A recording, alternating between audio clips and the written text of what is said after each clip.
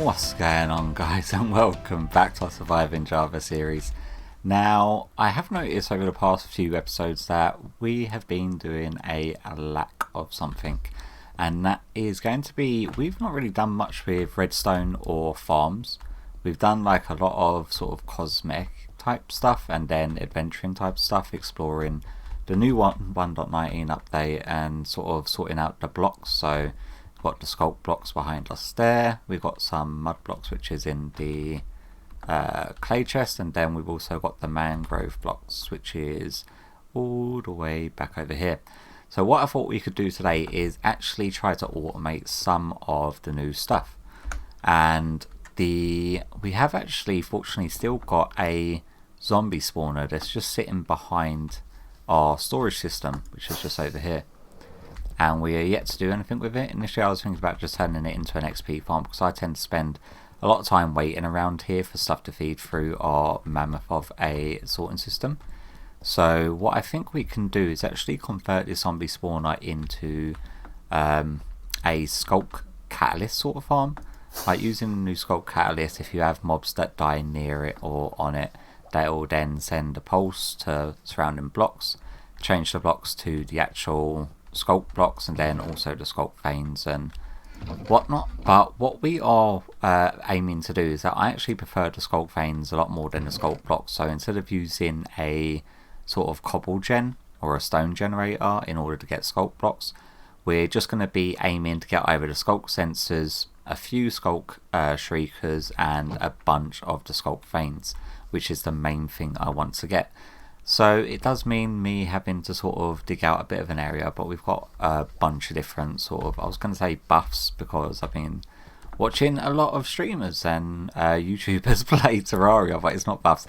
We've got a lot of the sort of effects from the beacon, so it does mean that we are going to have to sort of clear this area out, and then I need to make another room back here in order to put the catalyst. Actually, did I check? Have we got a catalyst? I'm really hoping that we have. Have we? Yeah, we've got 14 Sculk catalysts, which is good. So yeah, what I'm going to do is mine out the area back here, and then we can sort of build a little sort of cube area inside here for it, because what we don't want to happen is for it to start converting all of the stone and stuff around the area into Sculk blocks, which is I'm not a fan of the actual Sculk blocks, but the Sculk vein on top of like obsidian and on top of black concrete powder, it looks so much more better than the actual Sculk blocks themselves. So yeah, let me sort of do this, and what we can do is actually, rather than me do periodic updates, I will sort of build it all in the form of a time lapse, taking it out and building it, and then I'll bring you back and run you through how it should hopefully be working, because it's something that I was sort of just tinkering around with in the redstone world, and I am hoping that it does work. Do I really want smooth, like the standard deep slate, or I may as well just get the cobbled deep slate, because we tend to use the polished variants a lot more than standard deep slate, although deep slate is like a really good pathway block when you're walking on it. Obviously in like the areas like here where you're just surrounded by the walls and floors and ceilings of it, it doesn't look overly fantastic, but as a block by itself, when it's like next to grass, it does actually make a pretty decent looking pathway block. So yeah, I'm going to get to clearing out, and we can jump into a time lapse of me knocking this little section up, and then hopefully we'll have time to do something else, as opposed to doing periodic updates and running out of time very, very quickly. So yeah, I guess I'll catch you back after it's all done and in place. Oh, there goes the light.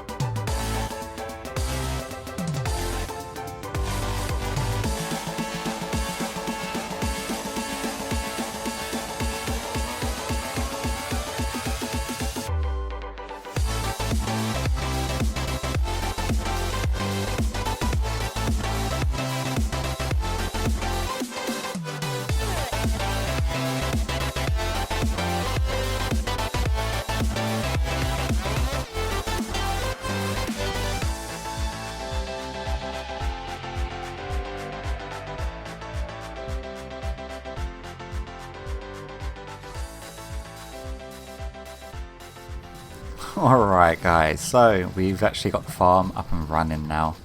And it's not like overly insanely quick or anything, but it will definitely get us the stuff that we need for any future projects regards to the sort of Sculk veins and the sensors. Because I don't really find the Sculk sensors like overly useful compared to like other redstone components. Compared to like the observer and the hoppers when they came in, they were like big game changers. The Sculk sensors, I've not seen any new designed farms that uses them that couldn't be done better by already existing redstone components. But nevertheless, what I can actually do is hop into free cam mode and show you exactly what's happening here. So we've got the zombie spawner, we decked this all out and we're using tinted glass just so that we can see inside and it looks a little bit nicer. I will be tidying up the surrounding area. They then go up into the water chute, drop down here, the Sculk catalyst just underneath the lava source.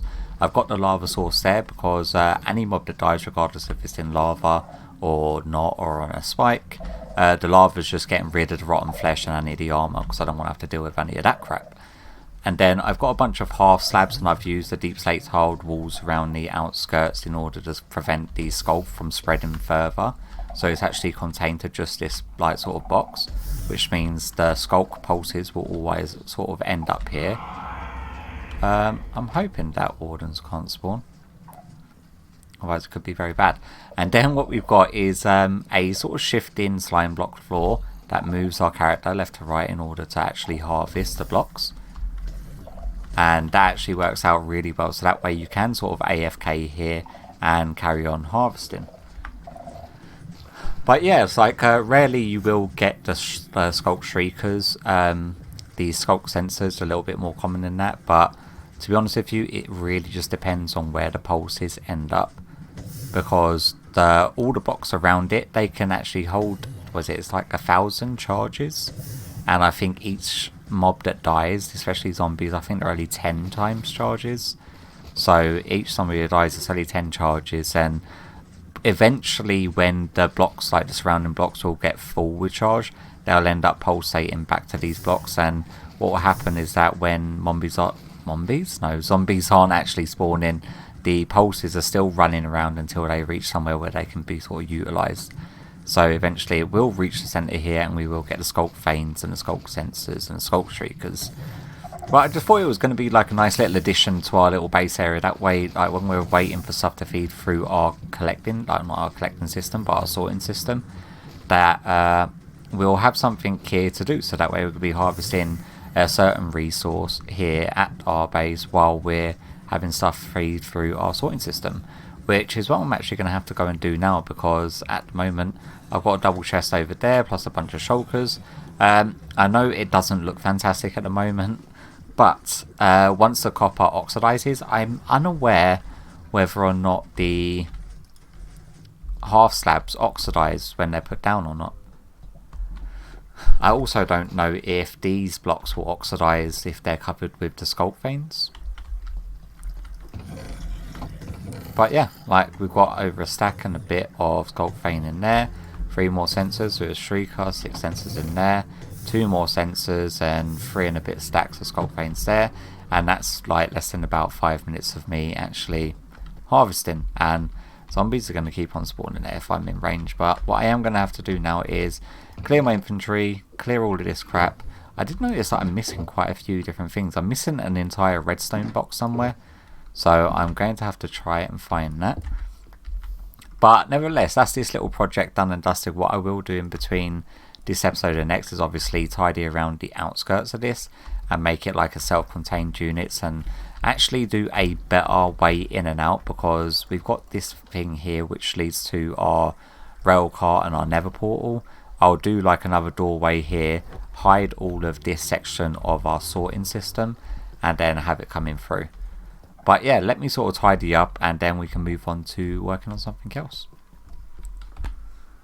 Alright, so I've been sorting out a bunch of different bits and pieces and all the stuff is now feeding through the system. But to save me waiting here, we've just got Steve to come and stand here for us. As far as like I heard a zombie. Where are you? As far as like AFK sort of goes, like I'm I'm fine using Steve just to stand around, but I won't use him to use the farms that like require someone swiping or someone mining or any of that. I think that's like abusing Steve a little bit too much. It's bad enough him just getting bored waiting there, but to have him constantly doing manual labour, I think it's a little bit out of order. I'm not sure if I showed this, but I opened up the geode as you're walking down and I put some like candles dotted around just so it's a little bit more scenery and it ties in with the other ones in our ceiling up there. So what we want to do is actually try to make a mud maker, and in order to do that, oh my god, I don't know if you're feeling it, but my frames get really bad when the sorting system's going. I think it may just be this version of Optifine that I'm using, and the connected glass textures, it's a lot for my computer to take. Even my laptop, for some reason my laptop's got a much better graphics card than my main gaming PC has. What we want to do is try to convert a concrete maker, and although I should really ask before doing this, I don't want to build a full concrete maker from scratch, and I know that Sizzle's got one because I've used it quite a few times, and it's down like it's down somewhere in one of these holes that he's got dotted around this area, but as to where exactly it is, I'm not too sure. Alright, let's take off our light overlay, it's very distracting. Yeah, let me have a look around to see if I can find the hole to pop down into in order to get to this concrete maker. Okay, I think I managed to find it. This is like the fourth elevator I've gone down around Sizzle's area. He's got like farms dotted about underground everywhere here. But yeah, this is concrete maker, and basically I want to be utilising the movement factor that he's using for this. So the pistons that are like pushing along the concrete, if I can figure this out. Okay, yeah, you're meant to stand here, place the concrete powder here, it comes across, it gets wet from that water source just there, and then it gets pushed down for the TNT trooper to then break it, which is extremely handy because rather than us placing it and then having to mine all of the mud, too sure why that piston's sticking up. Oh, it's probably because this has mixed its max that it can't actually go any further that way, so it will then go on to the next one. Yeah, makes sense. So what I want to do is try to convert this, like not convert it so it doesn't use or make concrete anymore, but just so it's got the addition of working with packed mud. Well, not mud, but turning dirt into mud. So I'm probably going to have a tinker around mainly with this water source here.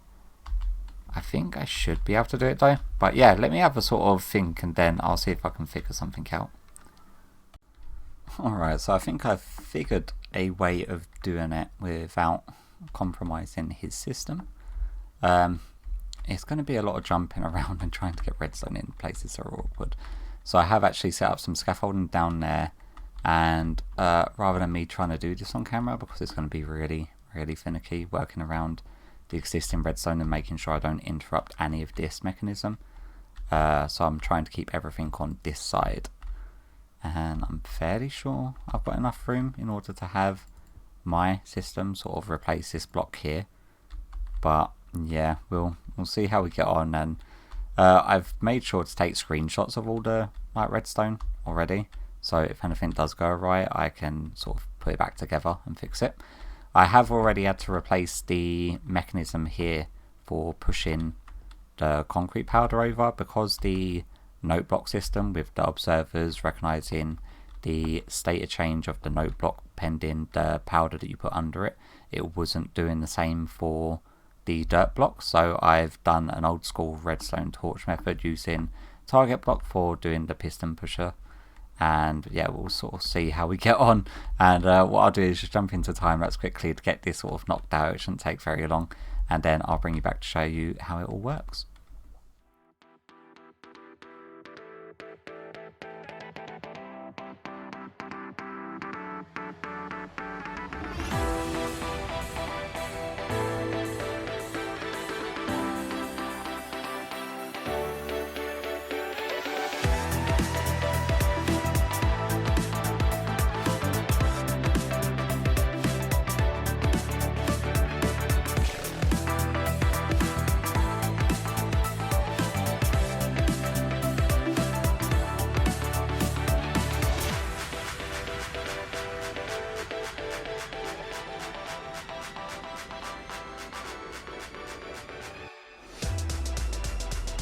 Alright, so I think I've got it all in place. It didn't take me longer than around about 10 minutes to actually put it together. So the way that it should intentionally work is that we've got a dispenser here filled with water bottles for turning the dirt into mud. And then when it uses one of the water bottles, it turns into an empty water bottle. And then we've got an item filter that then pulls empty water bottles from that dispenser, feeds it around to a dropper vator back into this top section, which then automatically fills empty bottles to be water bottles to then feed back into that dispenser. So it's sort of like a self-replenishing system that we've got in place here. The only trouble is now, obviously we still got the concrete water there, so if we're using concrete powder it will work. But I need to figure out a way of keeping the this dispenser as well as the dispenser down below powered constantly. Just so if we do want to use it for the concrete powder, that it will actually work. So if we activate this, we should actually see. I'm hoping that the dirt does drop as an item. Let's just see. With TNT. Yeah, it does. So, not the dirt, the mud.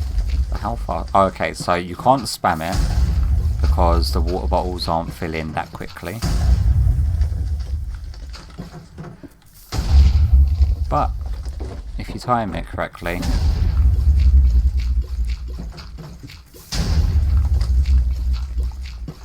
like it takes a second for the observer to read and then actually activate the dispenser. But you can do it pretty quickly. And it definitely beats having to clear an area in the mangrove swamp.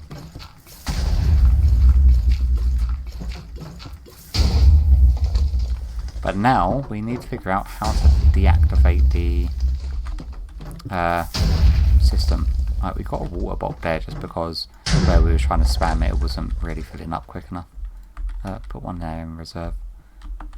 Okay, so now we've got a dispenser there that needs powering. This block doesn't technically need to be here, so we can use one of you and some redstone dust. So if we use this guy here and then some redstone dust and then a lever on this one here, that will keep that dispenser activated. And then if we have, say, another target block. Oh my god. If we have, say, another target block. Oh crap. Like this block here is the one that we need to get powered. I'm not too sure how to do that without affecting this bit of redstone dust.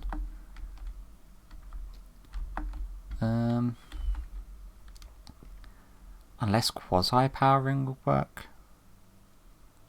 Like if we power a block here, will it lock that dispenser?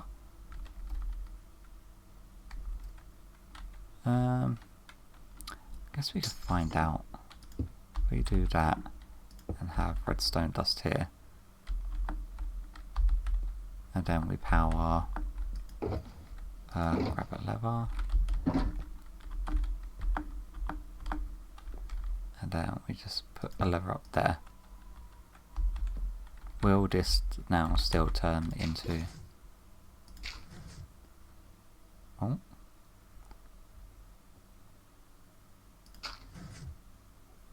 No. It's not. Which is good. We still got a bottle in reserve, so it's not... Oh no. Crap. That's an easy fix, just a redstone torch that goes there. Okay, yeah, so that lever will turn it back into activation mode just for the concrete powder. I unfortunately don't actually have concrete powder on me to double check. Concrete powder. We need, what is it, gravel and sand. let's see if we can't quickly go and grab some of that just to test it and make sure. Okay, we've got some concrete powder now, and the only thing I'm thinking is that, okay, so, and then that turns to concrete steel, which is great, and then we can still spam this because the conversion of concrete powder to concrete is fine, but we should really make sure that we got the TNT exploder duper thing on.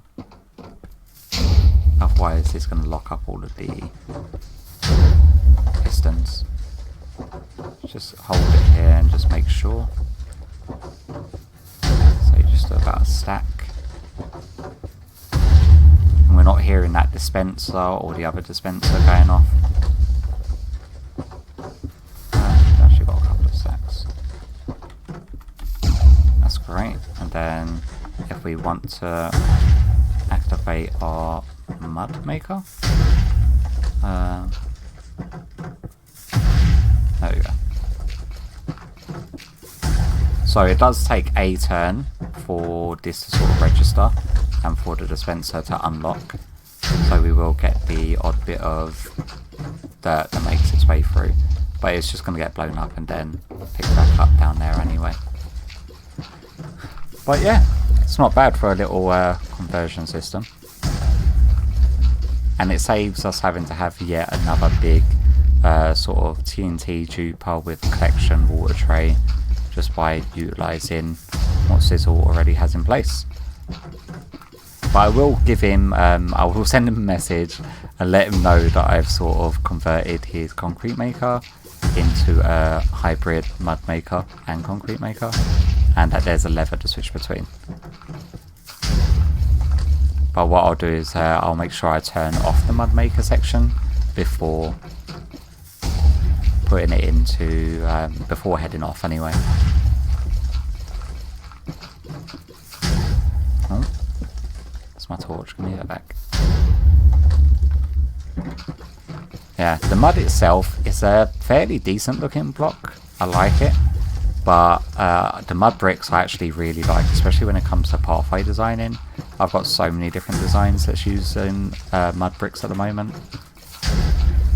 And that's because I play on multiple different worlds, and I've not really done any recording lately on this world, barring the adventuring and exploring the new sort of 1.19 stuff. And now we've got like 2 of the new block resources automated.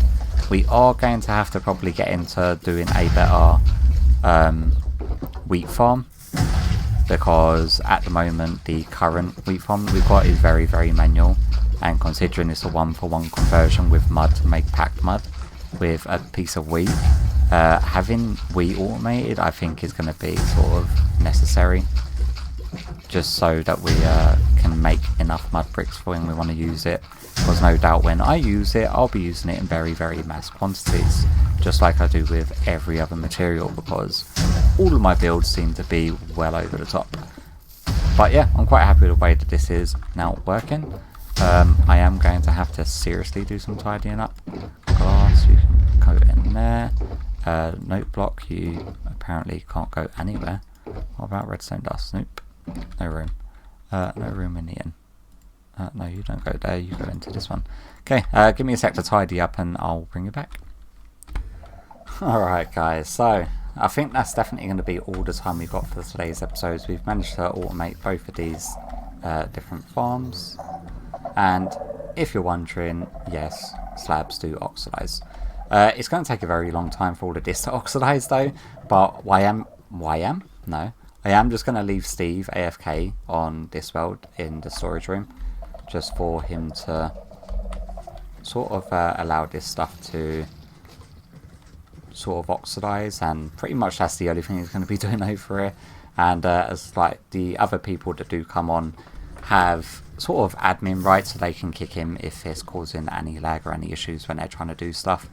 But nevertheless, that's definitely going to be all the time I've got for today's episode, and hopefully the change from adventuring and just sort of resource gathering and sort of exploring that sort of stuff, and going back to making farms and creating automation and different things that I've not played around with. Like, I've spent around about 50-50 time in this world and the test world, because I had to come up with a way that I could get this to work in a manner that I wanted it to work. If you're also wondering with this little floor shifter, I saw this on, I'm not too sure, so I want to say, let me actually have a look. I think it's Ray's Works actually. One of his farm designs have the same concept of having a shifting floor that moves the player left to right, so I decided to utilise it for this, and it's actually worked really well. But having the lava there as well to get rid of the zombie drops and still have this stuff still build up is extremely handy, because I did not want to have to deal with all of the armour and rotten flesh that comes with that stupid zombie spawner. There's no use for it at this sort of stage of the game for us. But yeah, nevertheless, hope that you've enjoyed today's episode, and hopefully I'll catch you all in the next one. Bye bye.